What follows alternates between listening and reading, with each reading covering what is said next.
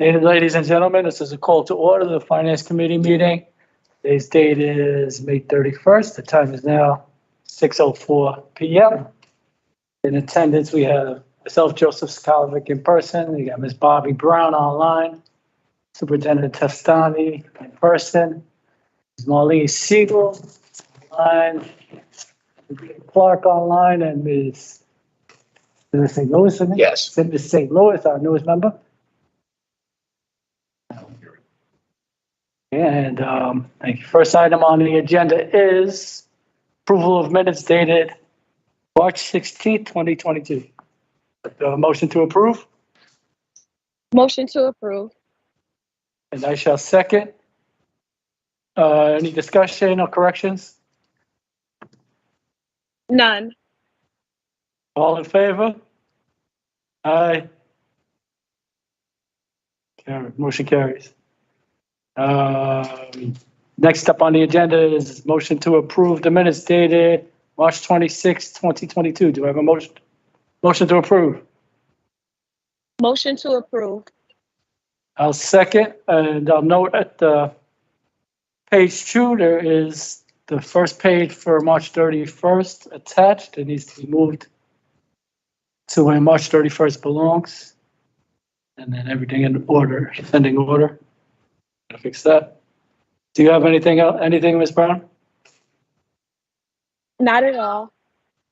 All in favor? Aye. Aye. Motion carries. Next up is the approval of minutes dated March 31st, 2022. Do I have a motion to approve? Motion to approve. And I'll second that. And as noted in the last one, I need to put the big one down on top of March 31st from where it's currently residing. Anything else, Ms. Brown? Nope, it's all set. All in favor? Aye. Aye. Motion carries. The next item on the agenda is the update on the ESSER balances and the discussion on program effectiveness. Taking that away, Ms. Siegel. Yeah, before Marlene starts, just want to, we have not included the specifics as of yet in terms of the facilities set aside of the Arp Esser money. We have not encumbered many of the funds. We're still in the process with supply chain and contracts and other issues regarding some of the ventilation, HVAC things that are in the planning process. So there is a 20% set aside for those facility upgrades that we're in the process of trying to finalize in terms of contracts. We've been meeting with the city attorney. We've also, with the city attorney's recommendation, have solicited support from Bircham and Moses as well to help with some of the contracts to keep things moving more in a timely fashion, knowing that we only have small windows of time during the summer months, and that many of our pricing that we are receiving are only being held for 10, maximum 14 days. So yes, so we need to act quickly. So we're talking about roughly 20 million? Yes, 20, if we can put aside a little, if there is some other monies. Marlene and I have had conversations that we will try to put a little bit more into some projects that we know will have long-term benefits as well. So Marlene, you can. Yes, I would just add for excuse me, for facilities, we had allocated 23.7 million to date. 4.7 has been expended, leaving a balance of approximately 19 million. That's the current status. Yep. Okay, thank you. And from there, Marlene, if you'd like to go through the PowerPoint. Yes, thank you, and good evening to everyone.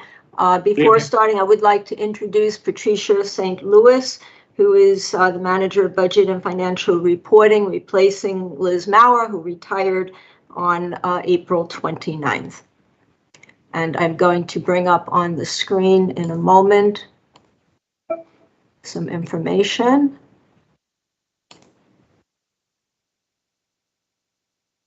While you're doing that, welcome Ms. Lewis, from St. Louis. Thank you. Thank you for having me and welcoming me to your group. Glad to be here this evening. Awesome. Right. So we're going to begin with the Esser Grant balances. There are 3 Esser grants. CARES, or Esser 1, has an expiration date of September 30th, 2022. The original appropriation was approximately $8.7 million. That's net of the non-public Pardon me, Ms. school. Siegel. Oh, Pardon me. yes. Could you make that larger, please? Yes, certainly.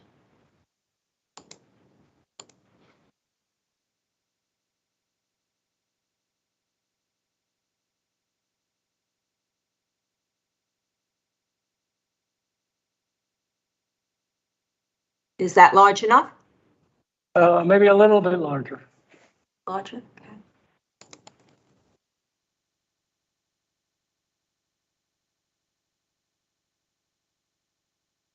Yes, that's good. Very good. So continuing with the CARES or Esser 1 grant, we had carried forward from the prior year, 2021, approximately 1.4 million. Our current balance is slightly over 100,000, and we're going to close that budget with a partial charge for the 21-22 addition to the school's operating budgets. And so we will close by September 30th of 22, which is the following September that's coming. We do have, as I indicated, a non-public school component. And so if there are non-public schools that have not expended fully their allocated funds, then we will have to carry forward those balances into July 1, the new fiscal year, and then have them close prior to September 30th. Our public school portion will definitely be closed by June 30th. Esser 2. The Esser 2 grant has an expiration date of September 30th, 2023. And that grant is $44.6 million. We are projecting at this time expenditures for 21-22 in the range of $22 to $24 million. And we are on track to expend the full allocation, all of the funds, by the end of the grant period, according to our budget plan.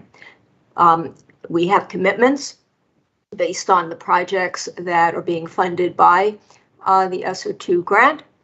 And so the plan is fully allocated, and we are on track. Esser 3 is known as the ARP Esser Grant. This grant will expire September 30th of 2024. It was over $100 million. And at least 20% had to be dedicated to learning recovery. This is a 3-year grant, and in the current year, 21-22, which is drawing to a close, we also expect to expend between $22 and $24 million. For the following year, we would anticipate a figure in the 40 million range, and in the following year, 36 million. Now, as the superintendent indicated, we're still in the process of spending the funds allocated for facilities, as well as remaining funds for technology renewal and curriculum renewal. And so the exact amounts in the coming year, 22-23, and in the subsequent fiscal year, 23-24, may vary. But I indicated 40 and 36 as estimates, and the indication is, once again, that we are on track to expend all funds fully by the end of the grant period in accordance with our budget plan. Now, I thought it might be helpful, and Superintendent agreed that at this point we could show a short PowerPoint which summarizes the various programs and services funded by the Arp Esser Grant, which has overlap with Esser 2. So would you like to proceed to the PowerPoint? Yes, ma'am. Thank you.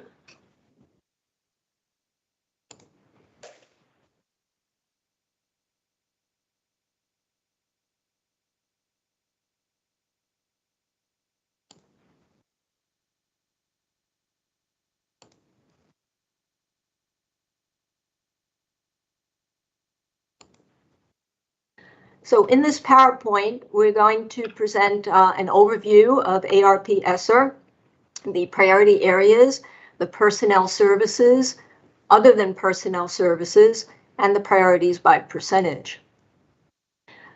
So the first slide summarizes the context within which the Arp Esser funds were allocated. And as a reminder, the Esser grants are intended to accomplish the goals of education renewal, learning acceleration, and enrichment for every student.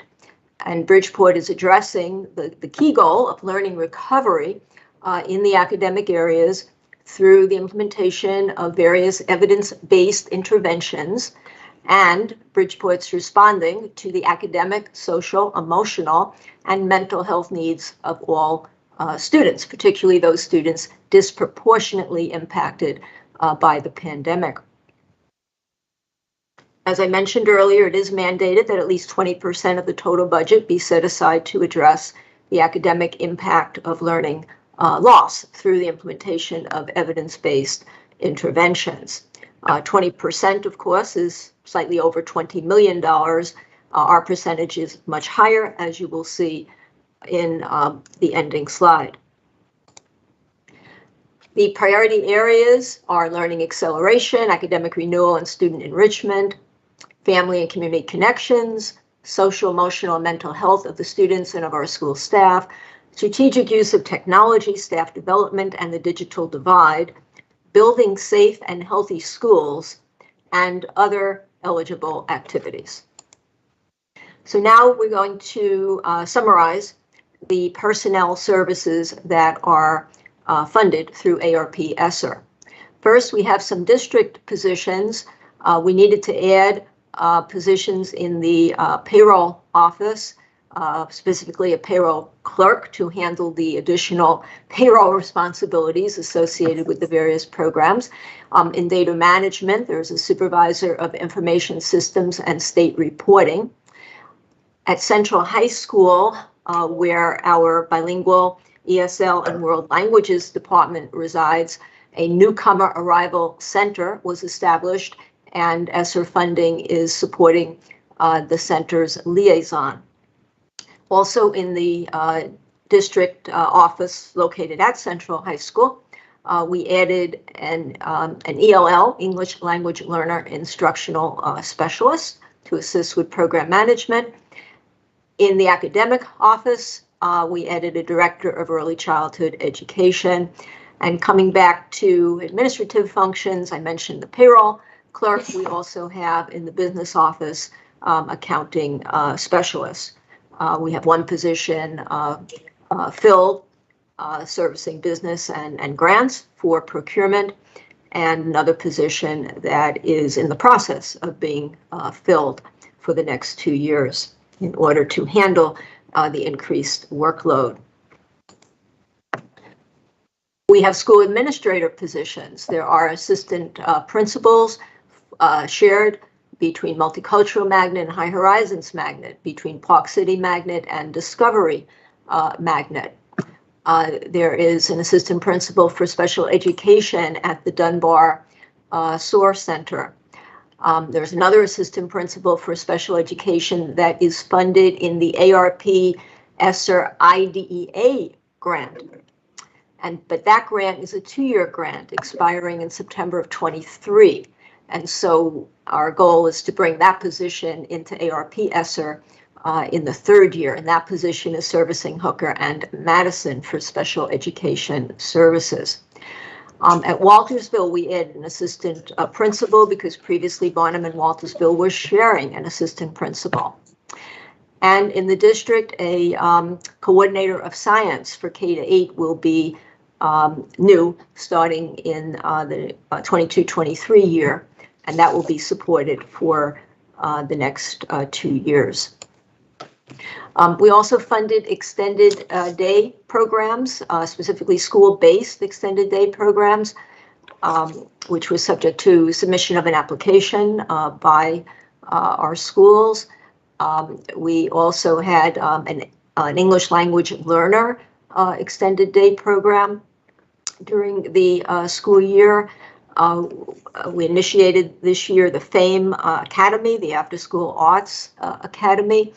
And in the summer, there are expanded opportunities for academic enrichment. And that will include a math program for grades 4 to 8. There's an L program. New in the summer of 22 will be a 21st century STEM, and a short program at aquaculture for marine biology. We have stipend positions. We have a teacher leader model that helps to retain experienced and highly qualified teachers, so that we have a cadre of qualified teachers who can provide teacher training for improved instruction. And this model serves as a tool for teacher retention as well. We have in-school peer support teachers working with novice teachers. In the elementary schools, we have a DIBELS assessment expert. And of course, we have our SysUp positions to assist with the coordination and management of technological issues at the school level. And the SysUp model was expanded. So the Esser grants are funding the excess cost of that model. We have annual teacher positions. We are funding special education and English as a second language teacher services for needs that arose out of the pandemic. And you can see on the chart, there are 8 resource positions being funded and 6 L positions being funded. We have 10 guidance counselor positions, 11 social worker positions, and for next year, easy teacher positions will be at 39. EASI is an acronym for Elementary Academic Support Instructor for grades K to 3. Moving on to other than personnel services. For administrative support, we have partial funding for the Xerox network. There is an expansion of the summer ESY program, so we're funding the expansion or excess cost of the transportation services for the special education extended school year program. We have cross-certification programs for special ed and English as a second language, which means that we're funding the tuition expenses so that teachers can become cross-certified. And by becoming cross-certified in ESL and in special education, they can help to fill the vacancies that we have in shortage areas. For the FAME Academy, we're funding transportation and starting next year, ECE credits and supplies. And in the IT office, temporary PC technicians to provide support for the delivery of the expanded services. We have academic support, Partners for Educational Leadership, formerly Center for School Change. They are providing professional development for school administrators, youth and educational programming. This pertains to the youth service contracts that were awarded after joint city and Board of Ed processes. Tech Trep is a customized learning platform for STEM classes and STEM camps.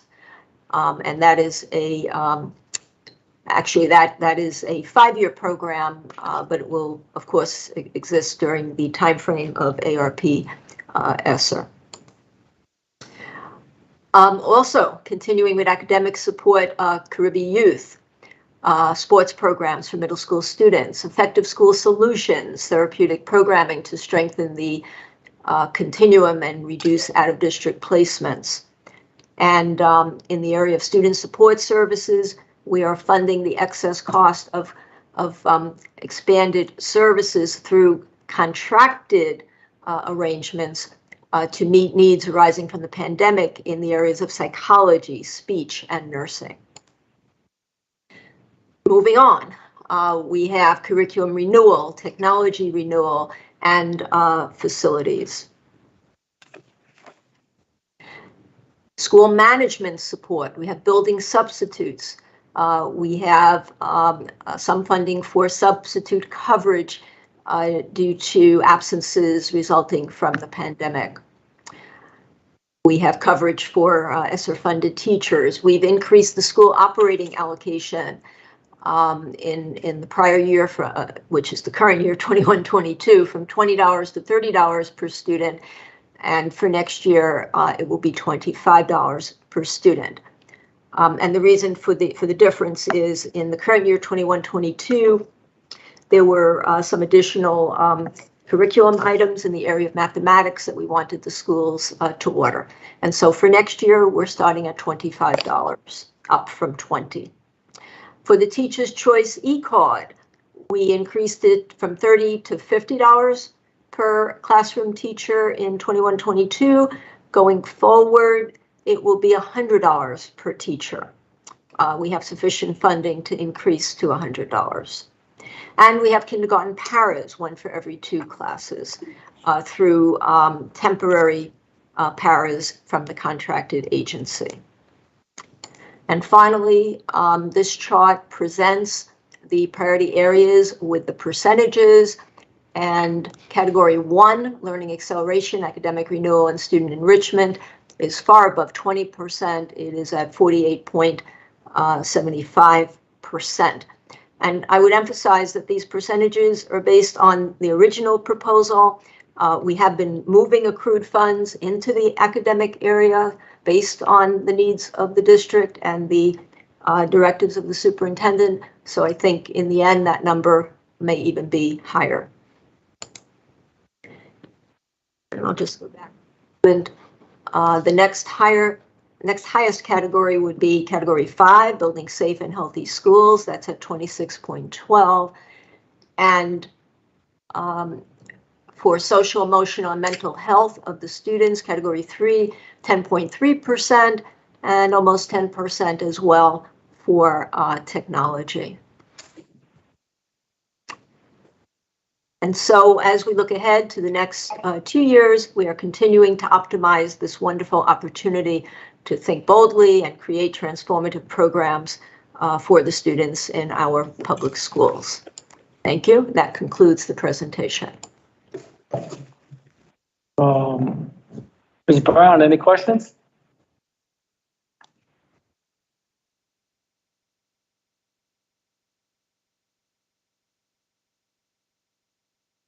Mr. Benahan, any questions? No question, Mr. Chair. Thank you. I got maybe a couple of questions. As far as all the personnel we hired, they're only funded through 2024? So well, as we start to get closer and we start to anticipate the loss of federal dollars and no replacement by state and local dollars, we'll begin to start to trim back on the additional, for example, the easy teachers. Those are extra elementary certified teachers that are working with students in small groups. We'll start to absorb them in the final year through attrition to ensure that we're not laying people off. We have to be very strategic as well with our administrative team that we've added those new positions. But that's where the strong advocacy to continue to fight for extra funds to make sure that these schools have the proper, it's not just supervisory support, but it's also academic support in the classroom. And in order for us to make sure that high quality instruction is occurring in our classrooms on a daily basis, we need to make sure that there's administrators that go into the classroom, they observe, they provide feedback, they provide solid coaching so that we can develop and support our teaching staff. Outside of the competitive salary schedule, one of the biggest complaints that teachers don't feel enough support, and that's why they leave for other districts or leave the profession altogether. So having that extra person, even part-time at the magnet schools, at Thomas Hooker and Madison, just gives that extra layer of support. In addition, we're expanding the teacher leaders to 200 teacher leaders next year. So different areas, different grade levels, so that there's a conduit between the principal and the assistant principal and the classroom teacher, because we know the most effective professional development is happening closest to the classroom. So in other words, while the people may stay and get absorbed, the positions may go away if they're not funded. Correct. Absolutely correct. And that's why it's critical. And even the teacher leader model that we've developed as a result of having the opportunity, Marlene and I had plenty of conversations over the years. I think it's an effective model. It serves two purposes, and I think she mentioned it when she was going through her slideshow quickly. Number one, it's a retention tool. Teachers feel valued. They have an opportunity, our better teachers, not only to have impact on their colleagues and in the classroom, but also earn a little bit of an extra stipend to help bridge the gap in the difference in salary. But it also presents itself for a pretty minimal cost, an effective way to give teachers professional development, mentoring and coaching that an administrator may not have all the time in the world to do. When you look at some of the sizes of our schools and the number of teachers that are in their first 6 years in the school, where it's critical that they get the additional support from a colleague. That's not always evaluative, but it's more of a support tool, someone to help coach them, guide them, bounce ideas off of them, model good teaching and learning with them. So these are all things as we prioritize. I think it's going to be critical to utilize specifically what we need the money for. You know, there's always, as you mentioned, and we always hear, we don't know where the money goes. Well, we could give you specific dollar amounts, and we could put names and faces to those dollars to explain how close this gets to teaching and learning in the classroom for our kids. I mean, even with the additional 11 social workers and 10 school counselors, we're just getting to the tip of the iceberg in reducing the case size that is recommended at a national level for counselors and social workers working with caseloads, appropriate caseloads. It doesn't even start to diminish it to the level that we in an urban setting should have. So these are all the things when they say they don't know where the money goes. Well, if you gave us the money, we can clearly direct you to specifically what we're funding and show you the outcomes that are going to occur over a significant period of time if we can put these supports and these interventions and the enrichment. We have kids, unfortunately, that are achieving at a high level. For the first time, we're able to provide them with extended day programs to keep them pushing and growing, and not just always, supporting students that need intervention, but also enrichment as well. The FAME Academy that kicked off in January is another example of providing opportunities in the performing and visual arts.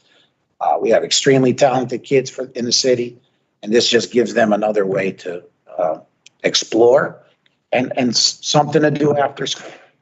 And that's a good segue into the next point, because we could absorb the staff and not lay no more. But what about like the extended day program? When a grant dries up if it's not funded? Those are the extended day programs that go away as well. And those are after school opportunities that keeps kids engaged in school and in exploring new opportunities, whatever those programs are, whether it's sports, whether it's performing arts, whether it's clubs. Don't many of those programs have tutoring embedded inside? A lot of them do. So we have academic, components to them, but we also have enrichment opportunities as well based on the schools. And some of them marry the two. Some of them have, separate programs. Some kids are in multiple programs. But especially when you get into the middle to high school years, those extended day programs fill a void. As much as the Lighthouse program in the middle school tries to recruit students into their program, if you're not engaging them into something that's interesting, something that's fun, those kids then get drawn to the streets, as we know. So this keeps them engaged in school, mentoring, coaching, all the things that we know are you can't put a price tag on. Can we get this slideshow put up on the website or put it as part of the package so people can see it? Sure.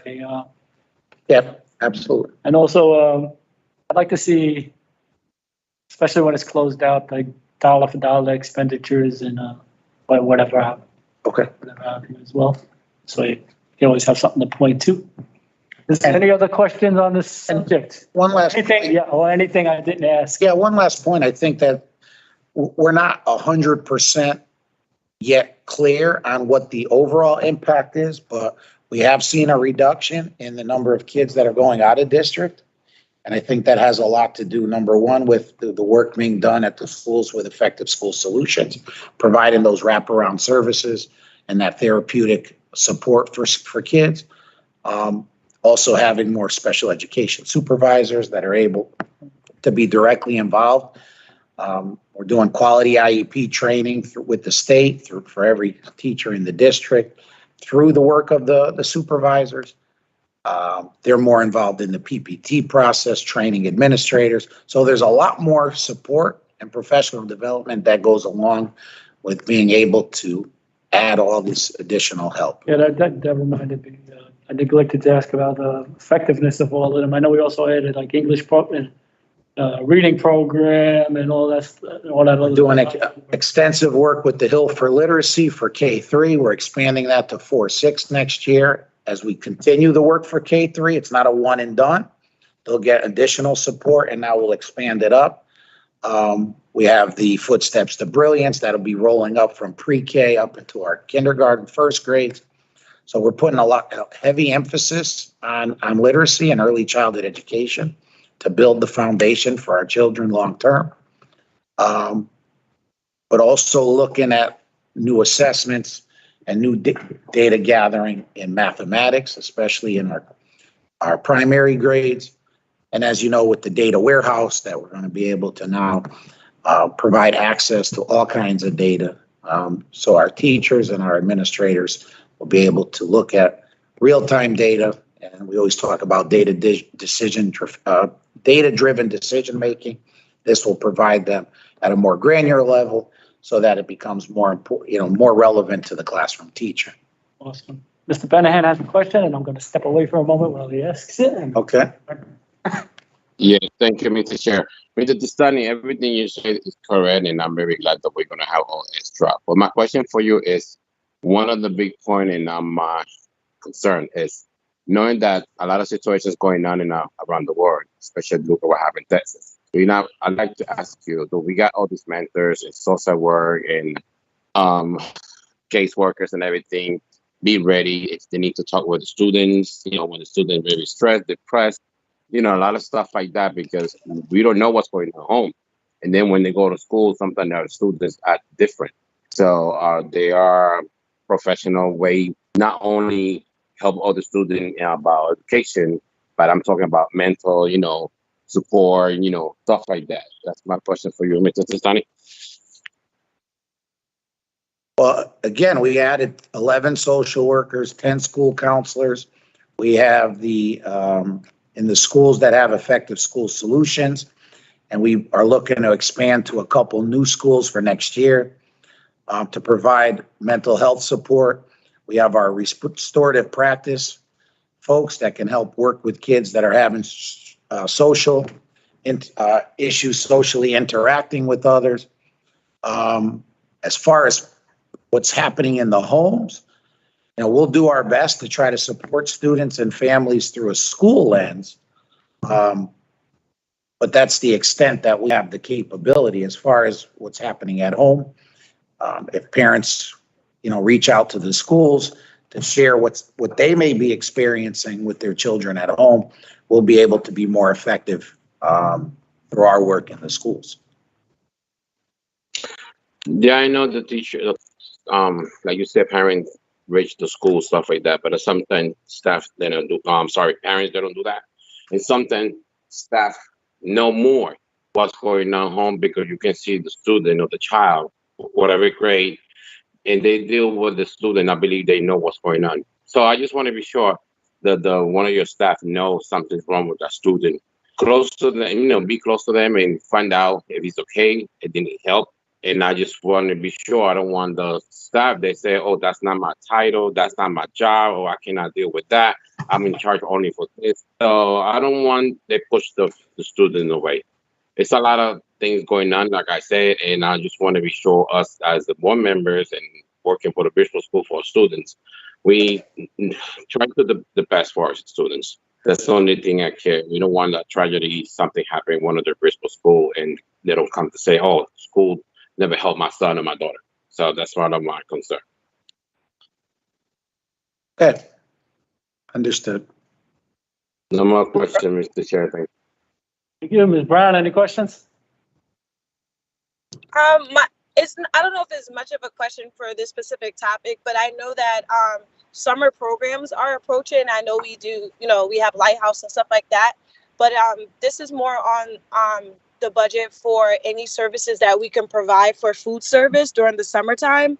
And I know, Mrs. Hestani, you did like a phenomenal job at making sure that was available for our students, even though we're not, the pandemic is not as bad as it was in the very beginning. But, now that it's kind of like, it's rising here or there, is there still financial support that can be dedicated towards food service during the summertime?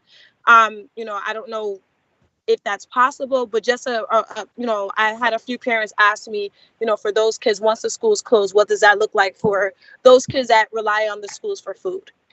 Yes, we will have food distribution. We have 20 Lighthouse sites that will be serving breakfast, lunch, and other. Not sure. I'll speak to Mr. Garrity about the suppers, but out of those 20 sites, we will have the opportunity for even students that are not participating in Lighthouse to access food as we did during the pandemic. Yeah. So those Mr. Garrity is on the call. Mr. Testani, if you'd like him to offer any additional comments. Sure. I mean, we haven't nailed down if we're which sites will just be distribution sites or if all 20, but if he wants to share what his initial plan is, that'll be helpful. Hi, good evening. We have summer program, as mentioned, in the Lighthouse sites that are open. They're open to the community. There's also community sites that have food service during the summer. The start date for food service is July 5th through August 5th. So it's a short duration this summer, but we will be providing, as Mr. Testani indicated, both breakfast and lunch to anyone in the community 18 years of age and younger. And we can That's awesome. And Ms. Brown, we'll take a look at which sites that are the most utilized by the community and try to maintain that until the start of school beyond August 5th by staffing those sites and continuing to allow those folks that need it the opportunity to access food for their children. Thank you. And my only other request is that once we figure out, what the locations are, is that we can just make sure we blast that throughout the schools and send reminders to parents, because, food insecurity can be something where people are ashamed to share about, but will come anonymously if they, they receive a flyer or something. So, Mr. Garrity and Mr. Testani, if we can, do something like, what we've been doing, but definitely like blast it this year. Just in case we may have those families that are struggling within our district. Yep, we'll send it out every Sunday evening to remind folks that we're open all week, and the hours, the locations, and then it'll be placed on our website right on the homepage. And hopefully by then we should have the new website kicked off, and food and nutrition will have an icon front and center for folks to be able to click on and access information on food and nutrition. Awesome. Love it and I appreciate it. You're welcome. Any other questions? Anything we didn't ask that we should have asked? No, I do want to stress again, the point that you did make is that there's a lot of great things happening right now. But I don't think that, being able to continue programming beyond the grant cycle is going to be critical. Just taking a look at some of the end of the year preliminary data, the kids that are currently in second and third grade really lost out. Their kindergarten, first grade years may not be progressing as quickly as we'd like to see. And I think it's going to take a little bit more time beyond what the grant cycle is for Arp Esser. So it's going to be critical that we do receive funding from state and local if the federal government doesn't come with another round of K-12 federal relief. Did have a conversation last Thursday at an event with Congressman Jim Himes. Shared my thoughts with him extensively one-on-one, even offered to go to Washington, D.C. and speak in front of whatever committee needs to hear that this is not enough. And I think extending it beyond 3 years to 5 to 6 years would be much more impactful for the kids that were affected. And I think, as Marlene said, the kids that were impacted disproportionately by the pandemic are our kids. And I think that will bring us up to fiscal condition for 21-22 school year. Right.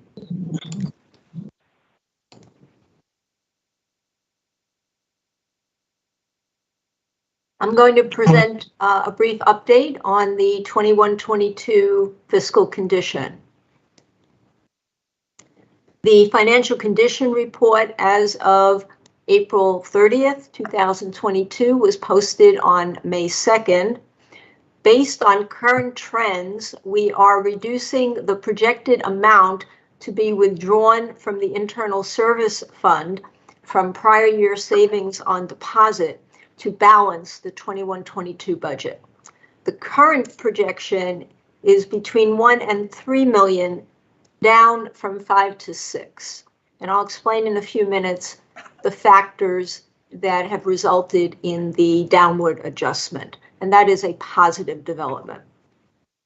Just as a reminder, the ISF, or Internal Service Fund, currently has on deposit approximately $2 million from prior to implementation of the Connecticut Partnership Health Plan. That means prior to 2018-19. That's a $2 million surplus that existed at that time, and we have been able to carry that forward, meaning we have not needed to use it. It also has $6.5 million that we added at the close of 2019-20 as savings achieved in a pandemic year.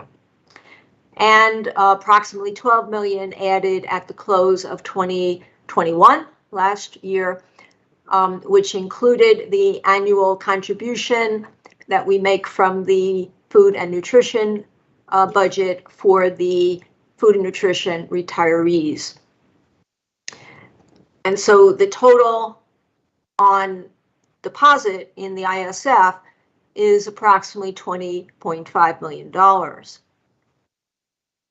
If hypothetically we have to withdraw $3 million to balance the 21-22 budget at the end of year close, that would leave a balance of $17.5 million. If we have to withdraw 2 million, that would leave a balance of 18.5 million. And whatever that balance is, part of that balance will be used to close the gap in 22-23. Now, I'd like to take a few minutes to share with everyone the primary factors that have contributed to the reduction in the 21-22 gap, which helped to explain why the projection has been reduced from 5 to 6 million to 1 to 3 million. The first major factor would be special education out of district placements. So in the current year, 21-22, as of the latest report that I have, the number of out-of-district students was 337. Now, this was a few weeks ago. It may be higher at this point, or it could be lower. I'm just pointing out this is not data as of today. It's prior data. Nevertheless, it compares to 415 at the end of the prior year, 2021, a decline of 78 students. And interestingly, the lowest out-of-district number in the last 10 years, for which I've been keeping data, was 275 in 2013-14. So this is a positive sign. The 21-22 excess cost cap, the excess cost cap, not gap, cap, is 18.02%. And that compares to 16.52 in the prior year, 2021. So yes, that has increased by 1.5%, and an increase isn't beneficial because that's the percentage that we have to pay of the balance after we pay 4.5 times our NCEP for an out-of-district placement. However, the cap in 1920 was 29.11%. So it went from 29.11 to 16.52, a substantial decline, and in the current year has increased slightly, but nevertheless, 18.02 is still quite low compared to the percentages that we had been paying. So that was a good sign for the current year. We had to plan on a much higher percentage at the start of the year. The excess cost grant is about $6.2 million, and that was remaining relatively stable despite the decline in the numbers. And so our net out-of-district expense, after we apply the excess cost grant and after we apply revenue that we receive for managing the juvenile detention center, we apply that revenue to our out-of-district expenses. Our net expense is projected as of today in the 19 to 20 million range. Now, could it be higher? Could we end the year at 20.5? Yes, because special education is a variable that even at this rather late point in the fiscal year could still take a turn upward or downward. So it could be higher, but this is a conservative range at the present time. And that's lower than the original projection. But it is significantly lower. And so that was a key factor. And I thought it was important to explain that factor. In addition,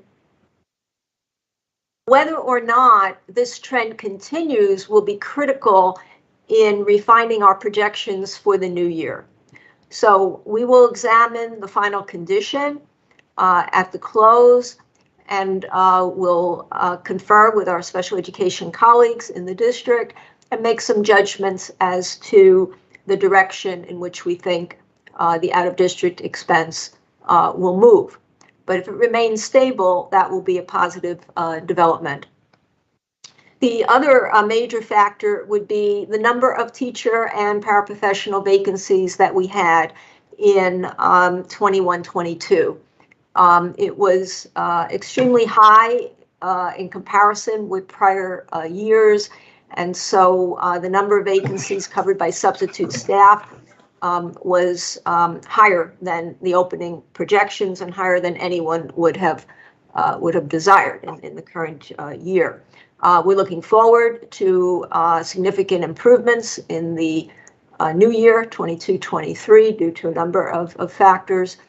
But in the current year, we are achieving a higher level of savings than anticipated due to those vacancies. Another factor would be legal services, not as significant as the other two factors, but we have to allocate over $1 million each year in order to ensure sufficient resources. Is there a question? Not yet. Okay. In order to ensure sufficient resources to fund monthly charges for legal representation and potential legal settlements. So I don't know whether or not I'm going to be presented with a settlement that has to be paid in the coming days or at any point next year. And so we have to allow sufficient funds. So far, as of May 31st in 21-22, this budget line is trending toward a surplus. So that is also welcome news for our bottom line. And finally, I would like to mention special ed and English language learner services, because we are utilizing, as I have mentioned on several occasions, the Esser grants to the optimal extent practical, wherever permissible to do so in accordance with guidelines, to fund expanded services for the needs that arose out of the pandemic. So I have mentioned in the past, we have 4 new kindergarten ASD classes that were opened in the current year in the Esser IDEA grant. We have 8 special ed resource teachers in Esser 2, and we have 6 ESL teachers in ARP Esser, as well as contracted speech services and nursing services and psychology services, and transportation to expanded sites in the ESY program. And so in summary, based on current data, the district is in a strong fiscal condition to end the current year, 21-22, in balance, with what we hope will be a relatively minimal withdrawal from the ISF savings, currently projected at $1 to $3 million. We're hopeful that it will be at the lower end of that range. The precise final outcome will be dependent upon the direction and the impact of fiscal variables in the end of year close period. And for clarification, the end of year close period is between now and August 31st. Thank you. Are there any questions? Yes, I got a couple. Can you, some of them are for other people, some of them are for my own knowledge. Can you explain to me why we asked the city, why we asked for $18 million when we got $20 million? Why can't we just use the entire internal service fund to just pay everything off and not even have a budget gap plan? Well, I was going to explain when we discuss 22-23, the fiscal cliff, which I believe you're referring to. And just the general shortfall Right. operating budget, because we've been in fiscal. Well, I have a full explanation for that, which I think is important to present. The point is that we deposited into the internal service fund savings that we were able to compile in the prior 2 years due to the pandemic. Because during the pandemic, we were implementing a hybrid model of instruction. It was reliant on remote learning. We did not have, we were not operating full services, but in the current year we are. So we were able to collect those savings. Now, going forward, starting in the current year, 21-22, we did not receive sufficient operating revenue to fund our projected escalated costs. And so we projected from the start of this fiscal year the need to withdraw funding from the internal service fund.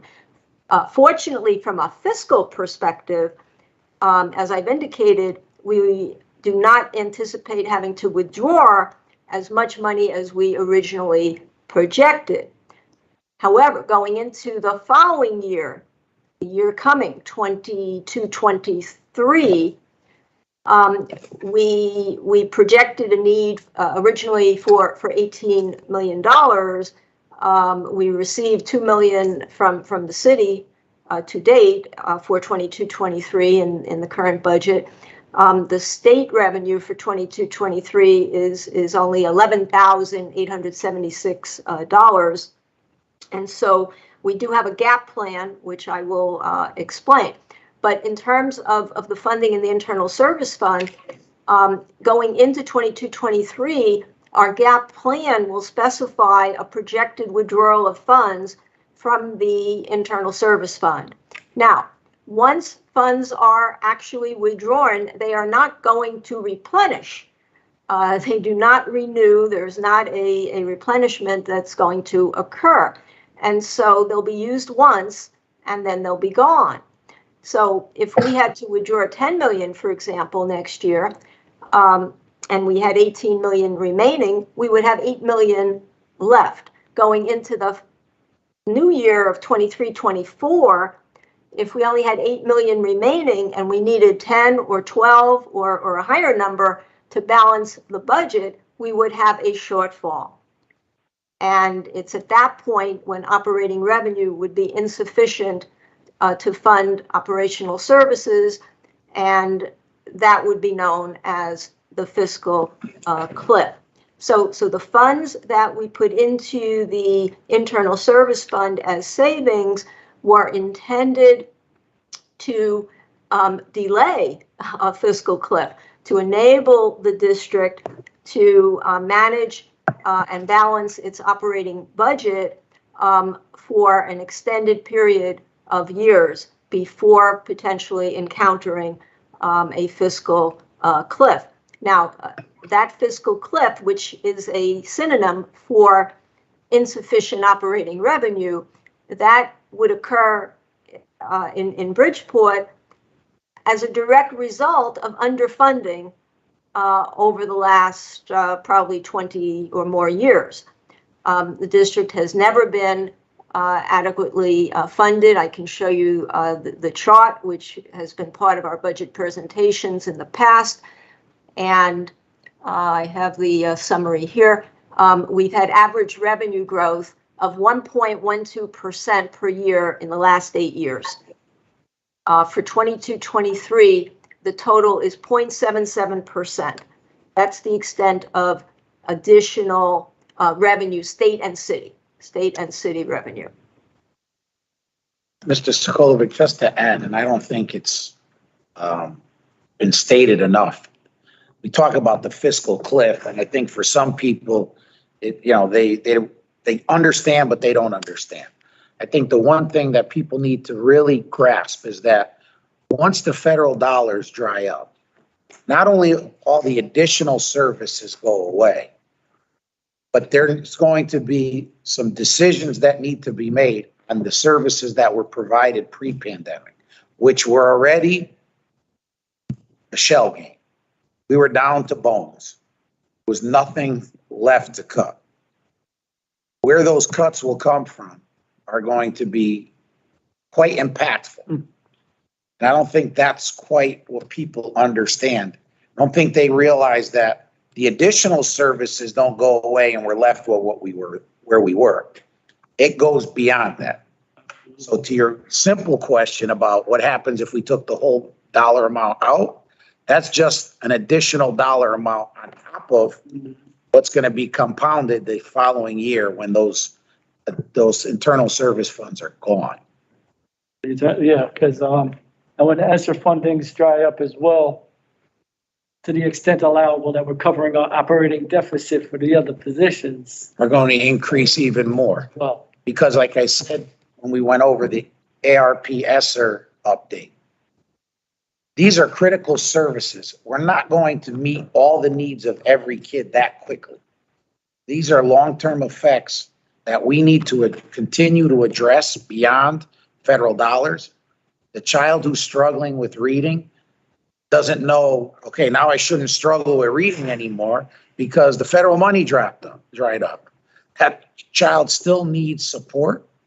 And if we can't provide it, then we are being negligent in servicing that child. So I don't think they quite understood that this is not a 2.5-year fix.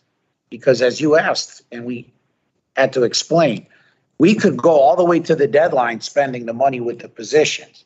And then all those people would be laid off. We would be irresponsible to then, in good faith, not try to absorb them prior. So we start inching away and pulling back on services in order to preserve the people that have been here and that continue to be here. So this is why you can't be complacent and say $2 million is great, because when we celebrate 2 million, we really just celebrate another shortfall. And that's really, really, really concerning to me, is being able to communicate the urgency when the feeling of those in office now and those who are making these decisions would rather kick the can out down the road, since it's not right there in our faces. But we can see it because we know what's coming, because we understand the numbers and we understand all this. But From the governor on down, they've taken the approach that we'll wait and then we'll kick in the ECS funding. Well, the gradual money has been slowed down because of federal dollars, the phase in.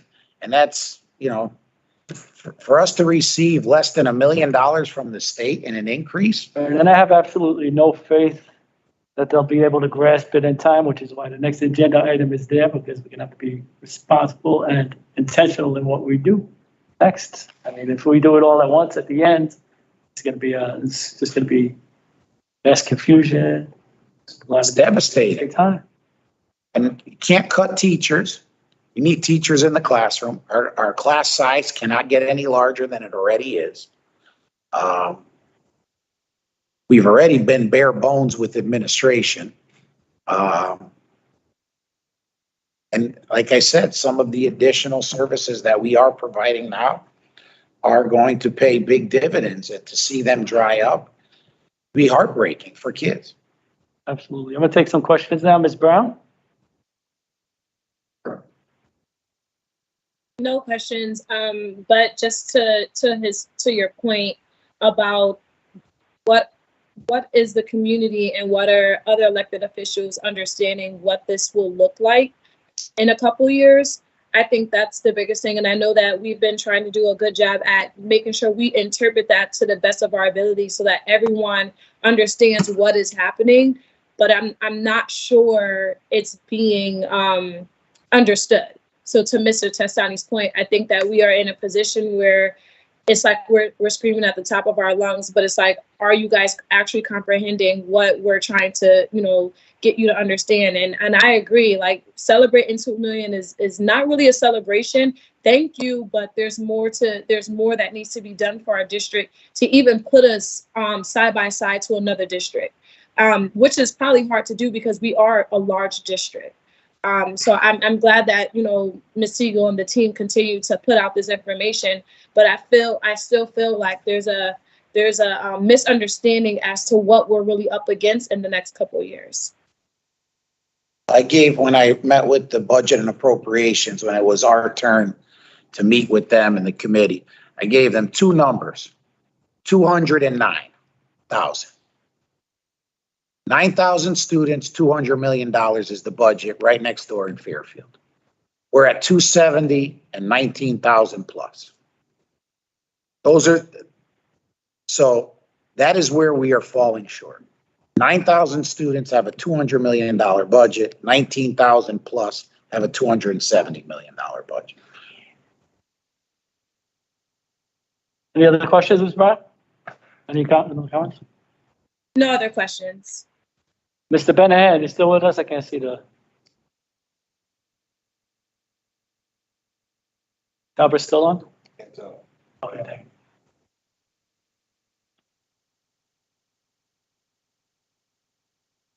No, I don't see Mr. Benahan, so I guess we'll move on to our next agenda item.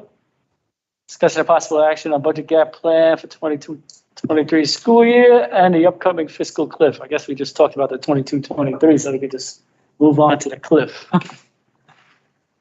Now, the reason I put this on is because, like I said, I don't think we're gonna have the money.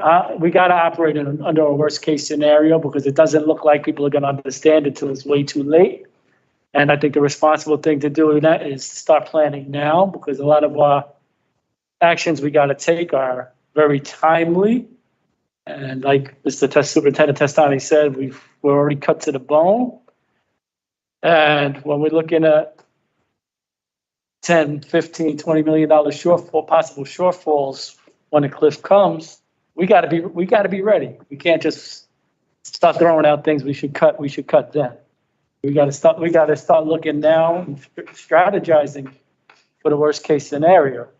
But we're also going to be facing, prior to the end of the Arp Esser, we're going to be looking at contract negotiations with teachers as well. And, you know, how are we supposed to sit down and be able to compete? Because we talk a lot about recruitment and retention of high quality staff. How are we able to do that when we're going to be operating in could be a dire situation? And we got to work as hard as possible to retain all our certified staff, especially our certified staff. We Absolutely retain them and it attracts them more. So I think that's something that we should not even look at. That being said, there's other areas that we need to look at. I mean, nothing's off the table. I mean, we have to look at all our schools and their capacity and possibly consolidating buildings and moving our staff to better service our kids in one spot. I mean, unfortunately, you mentioned I can't increase class size, but they may have to increase because if we consolidate a couple of schools in order to grasp savings or prevent underutilization of some of our buildings, class sizes will unfortunately have to increase. in areas, in some schools that have lower class size than others, correct? And I did ask for update. Some of our schools are under 50%. And it's unfortunate that I don't see a way around that. And I think our facilities really needs to take a look at that if and when they do meet. There's been a couple of schools been on the agenda to be looked at. Yep, absolutely. And then we also had, prior to the pandemic, we were doing a count of classrooms because some of the buildings over the years have been retrofitted to other, some classrooms were retrofitted to office space and things like that. So to really get an understanding of what schools have open class capacity so that we can take a look at through our facilities where just facilities no longer meet our programmatic needs, excuse me. And yeah, and none of these things I'm talking about, they discussed in meeting even to bring up. I mean, schools are the lifeblood of neighborhoods. And we need them. Now, the next item I'm going to bring up is going to hurt me even more. We got personnel is our biggest expense. We've got a lot of non-certified personnel where maybe we could see some savings. Clerical, security, facilities, nurses. I mean, that's $42 million in expenses right there. I mean, some of our contracts are outdated. We don't even get to negotiate those contracts, and those contracts cost us extra money because we don't negotiate them. Some people could take off vacations while schools are closed, and then I apologize, while schools are open, and then we got to hire people for overtime to cover the positions. Correct. Because the contracts are not negotiated. And it's not good to have to pay people that you don't negotiate with anyway, because we got the authority. So I think we should look at maybe possibly seeing some cost savings in some of these bargaining units by either negotiating better contracts or maybe sending out RFPs to see if we could get the services elsewhere. And as a union member, that kills me. And I'm always union first, but until it's kids first, if it comes down to between children losing out on services or having somebody else clean a building or secure a building for a lower cost, that's what it's going to have to be. And I don't want anybody coming down, jumping down the board's throat if these decisions have to be made eventually, because the money's not there. By the time you get to us again, it's too late. It's going to be too late to start advocating later. So I don't know. I think we should, I don't know. Let me let somebody else talk. This, Ms. Brown, you got anything to say about what I just? No real comments. Just that I totally understand where you're coming from, and I know that it puts us in a very interesting position. But like you said, like most of it, we have to put the concern of our students first, and what that looks like, whether you're a teacher, whether you're a staff member, in any capacity that you're serving within our district, to make sure that we are meeting the needs of our students. You know, we can't continue to say every kid every day, or, you know, if we don't, or we're not applying it to all areas within the district. And we appreciate all of our teachers and staff and everything that, you know, everyone does to make our district run, especially within the schools. But, you know, at the end of the day, our main focus, you know, with some of the major decisions that we are going to be having to make, and any of the cuts that we may have to make, which I'm praying that we don't, will all, at the end of the day, will affect our students. They will really, really affect our students. So, you know, making sure that we have teachers and making sure we have staff, but, you know, all of those things are great, and we can't do without them. But at the same time, it's like, you know, what happens to the student when those things are no longer available to be able to serve them the way they need to be served? So I totally understand where you're coming from. And fingers crossed, you know, we'll figure this thing out. And making sure that if we have to seek, you know, negotiations or whatever the case may be, to make sure that we're not putting, you know, our teachers, you know, last, or our students last, then, you know, we need to have those conversations. And this is heartbreaking. I've been through rounds of cuts before, and it's not easy. When the cuts are just dropped in a lap and they're not thought out for a long time in advance, you get flip-flops, you come back and forth. It gets very, very contentious, and it's discussed. I hope and I pray that we don't have to go through this again. But I got a feeling I haven't seen nothing yet compared to the last cuts, because last time we had the ability to cut homeschool coordinators. We had the ability to cut support math and literacy coaches, assistant superintendent, and we don't have that left to cut anymore. We got to go somewhere else. We cut everything that shouldn't have been cut. But that's what we considered the least impactful loss. And all the least impactful losses are gone. Everything coming forward is scary. It's going to hurt. Tell me about it. So help us, please, somebody, anybody. Well, you know, I do think that the federal government needs to look at how they fund public education. And it's a small percentage of the overall federal budget if you go pre-pandemic. So they do have the ability, as they just showed us with these Esser and Arp grants, to dedicate money to K-12 education. And that needs to be a continuous priority if we're going to be able to provide students in public schools what they deserve. I think it's really interesting that, you know, to your point, Mr. Sassani, that it took an emergency like COVID to happen for us to be able to find out that there is money that is there. And I think what is also alarming is that right now, you know, I hope that the federal government is looking at how well districts are doing with these extra funds that we are receiving, and saying to themselves, look at a city like Bridgeport that is able to provide these different resources. How can we continue continue to support a city like Bridgeport that is utilizing their dollars to make sure our students are not finding themselves in the gap area. I think to your point is that to know that that money, I'm not saying it came out of thin air, maybe it did and maybe it didn't, but to see where money has, magically appeared to be able to meet the need of a crisis, such as COVID, when, we are facing a crisis every single day in our district, that we are underfunded, throughout the year, we're underfunded on both sides.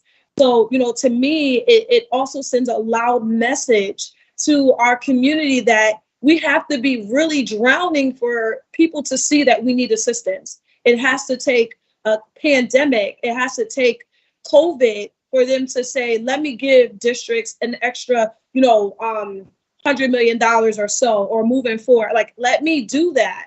And I think that's where the concern is that it's when we are at what the government or what others seem to deem as an emergency gets that emergent attention versus where we are right now, where when this money runs out, we are at the same emergency that we were before the pandemic even came. So, to your point and to everyone's point about why this is so important, look around and really think about how we have this money now and how quickly it was gathered for our schools when we needed this before the pandemic even happened. So, I just want to add that because as you start looking at it, like, I don't want to hear people say that there isn't any money, because there is obviously money.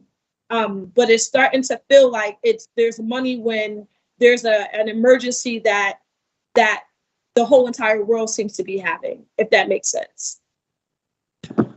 Absolutely.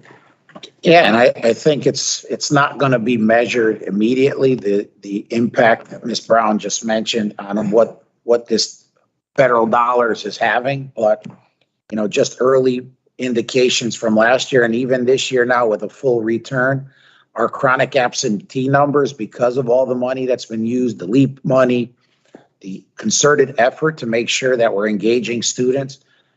I'm not going to, use names, but we are doing extremely well. We're slightly above where we were pre-pandemic with chronic absenteeism, but we are half of similar districts in the state when it comes to engaging kids during the pandemic and post-pandemic. We've done a really good job, not a good enough job, in my opinion, in our fill rate, as Ms. Siegel mentioned, carrying about 60 vacancies. But again, compared to 200 plus in districts similar to us in the state. So I feel as if we can continue this momentum and be able to keep funding coming into the district, you will see Bridgeport succeed leaps and bounds in years to come. Has Mr. Benahan joined us again, or is he still gone? Yeah, I think positive, plan for the worst. That being said, I think really shouldn't be it's really not an action item, but I would like the support of the committee behind me. And I would like to entertain a motion to refer to the various committees gap closing strategies for the fiscal cliff, such as exploring the possibility of RFPs for non-certified staff and possible building consolidations. So a referral out to contracts and a referral out to facilities on these budget gaps. So move. And I'll second that, and I'll make it part of my report and refer it out when the time comes. Gotcha. And I believe that's, I'm sorry, Ms. Siegel, did you have anything? I know you got what do you think about all these plans? Any other suggestions? I think this is the right direction, and as indicated in the closing statement, in the remarks I prepared on the fiscal cliff, I stated the district is preparing for the cliff by exploring strategies to achieve cost reductions, as well as enhancing advocacy to redress inadequate state and city funding. So I think we have to address the impending fiscal cliff on two fronts. One is to continue to advocate strongly for adequate state and city funding. In addition, we continue our extensive efforts to secure additional grant funding through multiple sources, not only federal and state opportunities, but also private opportunities. And the second major front would be to explore new measures to achieve cost reductions, such as consolidations and other operational efficiencies. Thank you. Before we adjourn, did I call for a vote on that motion? No motion? I No, don't think so. All in favor of the motion to put to the full board? Aye. Aye. Opposed? Okay, motion carries. Okay, if there's anything else anybody has before we go, this was a unfortunate meeting, but I think we got some progress done. Motion to adjourn. So move. I'll second. All in favor? Aye. Aye. Thank you, everybody. Have a great day. thank you. Thank you. Hey.